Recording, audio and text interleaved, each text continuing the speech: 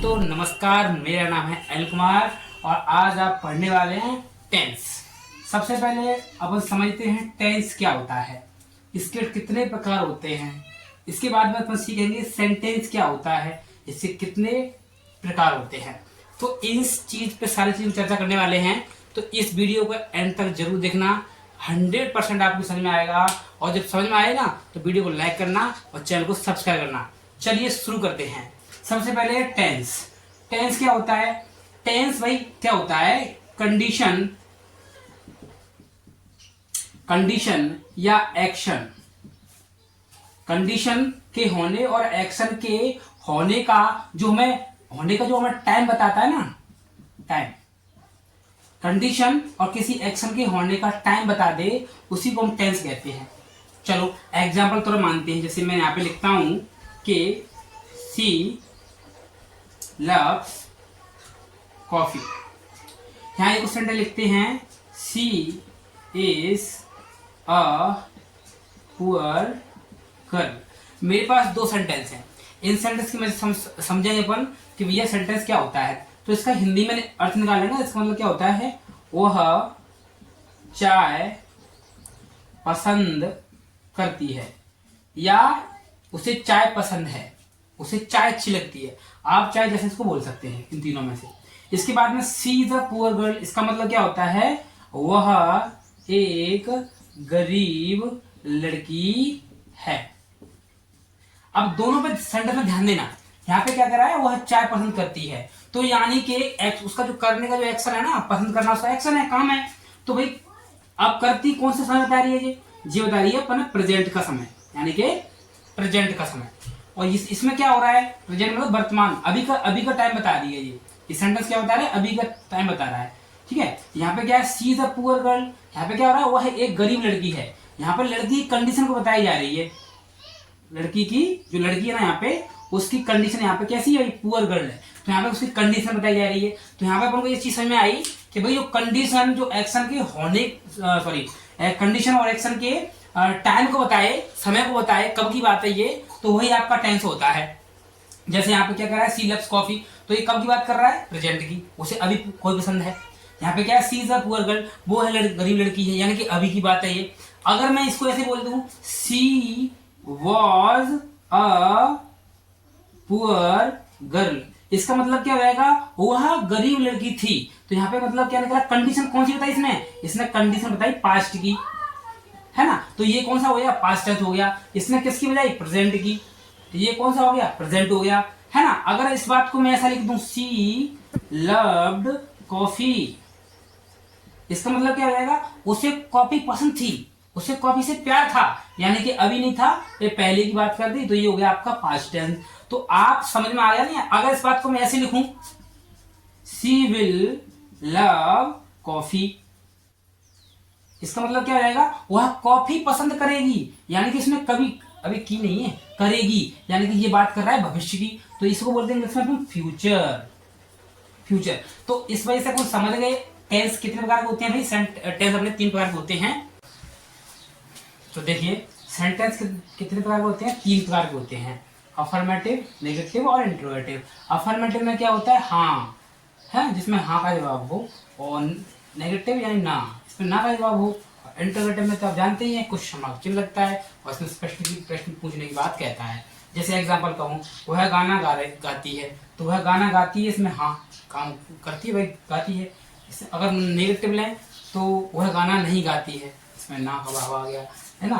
क्या हुआ? गाना गाती है, तो ये इंट्रोगेटिव हो गया। तो सेंटेंस अपने 3 प्रकार के होते हैं। अपन बात करेंगे अभी अफर्मेटिव की। अफर्मेटिव में क्या होता है? अफर्मेटिव, है ना। अब किसका अफर्मेटिव? प्रेजेंट इंडेफिनिट का। अफर्मेटिव में प्रेजेंट अफर्मेटिव के में हेल्पिंग वर्ब का प्रयोग नहीं होता है। हेल्पिंग वर्ब क्या है? इसमें डज डू होती है इसकी हेल्पिंग वर्ब, तो इसका हेल्पिंग वर्ब अफर्मेटिव में यूज नहीं करेंगे। इसके अलावा जितने सेंटेंस आएंगे नेगेटिव इंट्रोवर्ट चाहे जैसे, उसमें हेल्पिंग वर्ब का प्रयोग करेंगे। तो यहाँ पे रूल स्ट्रक्चर क्या होता है इसका? ये प्रेजेंट इंडेफिनिट का सब्जेक्ट,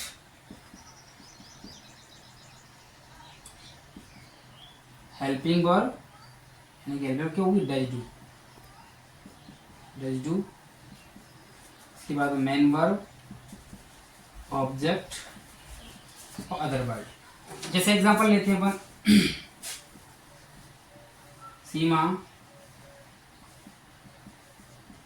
गाना गाती है। तो अब सीमा गाना गाती है, सीमा क्या है? सब्जेक्ट। सब्जेक्ट कौन होता है? जो काम करता है, जो एक्शन करता है। तो यहाँ पे एक्शन करने एक्शन कौन कर रहा है? यहाँ पे सब्जेक्ट कर रहा है, सीमा कर रही है। सीमा क्या जाएगा? यहाँ पे सब्जेक्ट हो जाएगा। क्या गाती है भाई? गाती है। क्या करती है? गाती है। तो गाती है यानी कि एक्शन क्या है उसका? सिंग करना, गाना, है ना। और क्या गाती है? क्या का जवाब कौन दे रहा है? सॉन्ग दे रहा है ना। तो सॉन्ग यहाँ पे क्या हो जाएगा? ऑब्जेक्ट हो जाएगा। तो सब्जेक्ट कौन है? सीमा। तो लिख देंगे सीमा। सीमा सिंगुलर है, सीमा सिंगुलर है तो क्या लेगी? Singular verb. क्यों? अब डज डू क्यों नहीं आएगा यहाँ पे? डज डू इसलिए नहीं आएगा क्योंकि सेंटेंस अफर्मेटिव है, सीमा गाना गाती है। तो यहाँ पे हेल्पिंग वर्ब नहीं आएंगी, यहाँ पे केवल मेन वर्ब ही आएंगी। लेकिन मेन वर्ब कैसी फॉर्म में आएगी? सिंगुलर फॉर्म में आएगी। क्यों? क्योंकि सब्जेक्ट क्या है? सिंगुलर है, सीमा। यहाँ पे क्या आएगा? सिंग्स। क्या गाती है भाई? अ सॉन्ग, एक गाना गाती है। तो इस प्रकार से आप समझ सकते हैं इस चीज को। थोड़ा इसको ओमिट कर देते हैं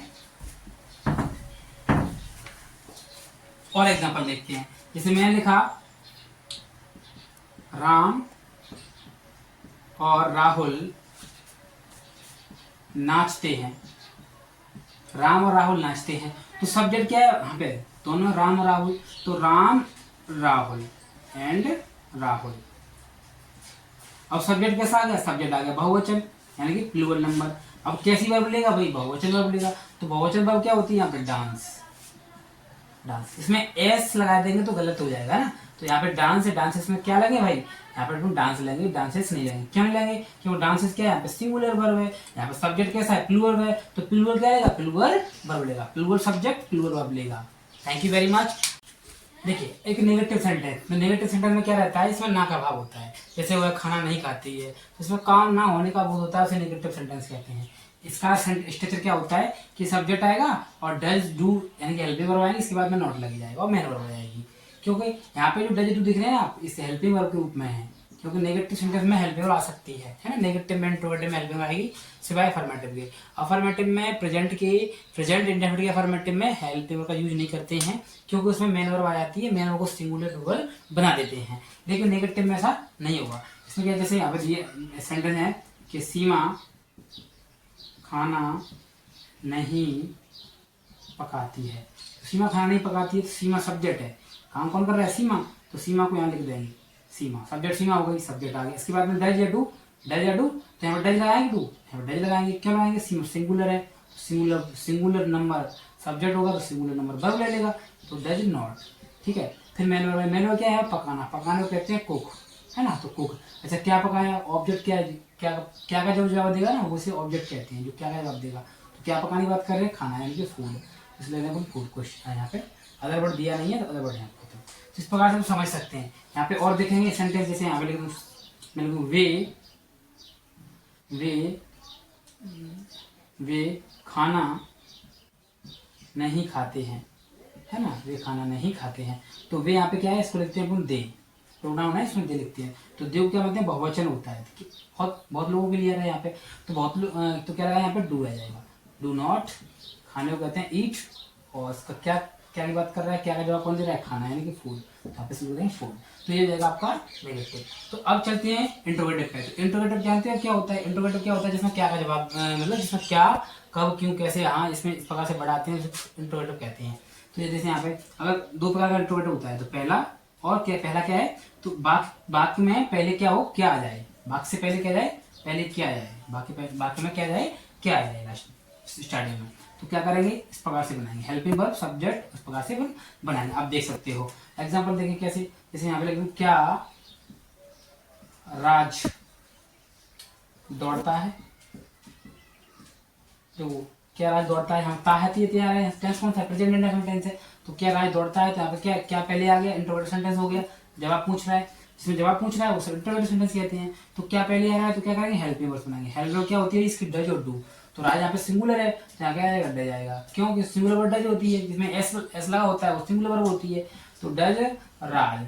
दौड़ना क्या होता है? उसकी मेन वर्ब है। दौड़ना के यहाँ पे रन, और कुछ यहाँ पे दिया नहीं है, तो क्वेश्चन मार्क चिन्ह, है ना। अब देखते हैं अगला। तो इसमें दूसरा क्या कहता है, वाक्य में WH शब्द है। WH मतलब क्या होता है, जो WH से मिलकर बनती है, जैसे हु है, वाई, व्हाट, है ना, वेयर, इस प्रकार के कब, क्यों, कैसे, कहाँ जो वर्ड होते हैं उन्हें कहते हैं WH शब्द, है ना। जैसे एग्जाम्पल इसके लिए कैसे बनाते हैं, इस प्रकार देख सकते हैं अपन, WH शब्द आएगा, इसके बाद में हेल्पिंग वर्ब उसी प्रकार से बनेगा। फिर क्या होता है इसमें, क्या क्या होगा कि वह कहाँ रहता है, वह कहाँ रहता है, तो वह कहाँ रहता है, यहाँ पे क्या सेंटेंस है एक, वह कहाँ रहता है, तो कहाँ क्या है भैया, यहाँ पे कहाँ, यहाँ पे WH शब्द है, तो WH शब्द का मीनिंग यहाँ पे लिखेंगे, कहाँ की मीनिंग क्या होती है, वेयर, लिख दिया वेयर। इसके बाद में हेल्पिंग वर्ब, हेल्पिंग क्या है इसमें, डज या डू, तो डज आएगी यहाँ पे, क्यों आएगी डज, क्योंकि वह तो सिंगुलर है, एक की बात कर रहे हैं हम किसी भी, तो वह है ना डज, वह क्या कहते हैं, ही कहते हैं, तो वह वेयर डज ही, और रहनो कहते हैं लिव, है ना लिव, है ना, क्वेश्चन मार्क चिन्ह। यहाँ पे अगर मैं यहाँ पे इन कर दूंगा, लिव इन कर दूंगा, तो लिव इन करने के लिए इस इनके प्रपोजिशन है, इसको ऑब्जेक्ट चाहिए, और यहाँ पे हो नहीं सकता है, वेयर ऑब्जेक्ट बन नहीं सकता है ना, क्योंकि वेयर की प्रोनाउन नहीं होती है, ये एडवर्ब होती है, इस इनको अपन हटा सकते हैं। यहाँ पे क्या क्या आएगा, वेयर डज ही लिव है। यहाँ पे अगर यहाँ बहुवचन हो सकता है, बहुवचन वाला लें तो देखें यहाँ पे बहुवचन वाला यहाँ पे लेते हैं, जैसे वे क्या करते हैं, वे क्या करते हैं, तो यहाँ पे क्या आ गया बीच में, तो क्या का मीनिंग क्या आएगा, यहाँ पे वर्ड, देखो वहाँ बीच में क्या आएगा तब इसका मीनिंग व्हाट होगा, अगर पहले आएगा तो उसका मीनिंग नहीं लिखेंगे, केवल हेल्पर से बनाएंगे, तो व्हाट इसमें डू लगाएंगे क्योंकि बहुवचन है यहाँ पे, तो व्हाट डू दे डू। और यहाँ प्रॉब्लम ये है कि सर ये डू क्या है, ये डू क्या है भाई, ये डू तो हेल्पिंग वर्ब है, तो ये डू क्या है आपकी मेन वर्ब है, क्यों डू और डिड, जो डू फैमिली है ना वो, है ना, वो दो तरीके से प्रयोग में आती है, एक हेल्पिंग वर्ब ग्रुप में आती है, एक मेन वर्ब ग्रुप में आती है, ठीक है। इस प्रकार से सेंटेंस खत्म होते हैं। Thank you so much.